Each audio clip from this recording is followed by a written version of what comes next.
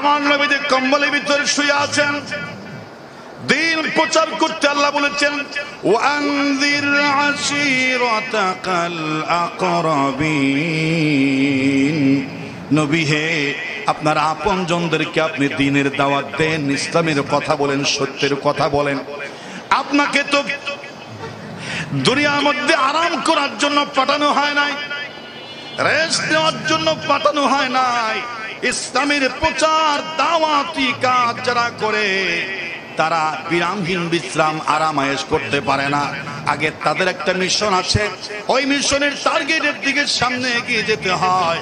ঘুমানোর সময় ঘুমানো যায় না, খাওয়ানোর সময় খাওয়ানো যায় না। ইসলামী আন্দোলন দ্বীনের কাজটাকে প্রাধান্য দিতে হয়। এজন্য নবীজি দ্বীনের দাওয়াত কুনতু কাকিল ময়দানে।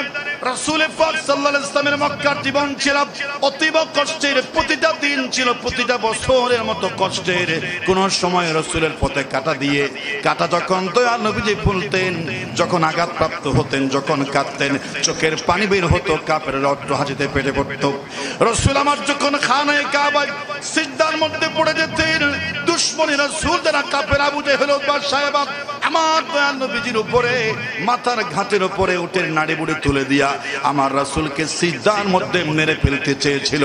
রাসূল আমার মক্কায় খানায়ে কাবা কোরআনের কথা যখন বলতেছিলেন, কাফের দুটি দল এসে আমার রাসূলকে চাদর দুইটা দুই দিকে দিয়া দুই দল দুই দিকে টানাটানি শুরু করলো। আমার নবীজির জিহ্বা বের হয়ে গেল, নিঃশ্বাস বন্ধ হয়ে যাওয়ার উপক্রম হলো, চেহারাটা রক্তিম বর্ণ ধারণ করলো। রাসূল আমার নিঃশ্বাস বন্ধ হয়ে যাওয়ার অবস্থা, এই বুঝে রাসূলের প্রাণ যায় যায়।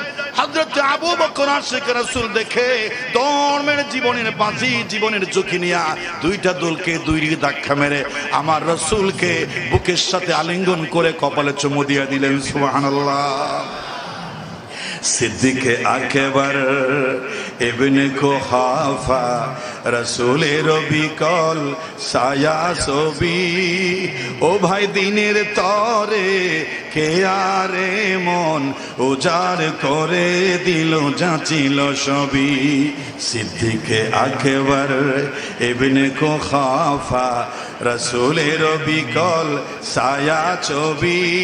ইসলামের তরে কে আরে মন উজাড় করে দিল, যাচিল ছবি। রাসূলের এক নম্বর আশিকের নাম আবু বকর সিদ্দিক, ঠিক কি না?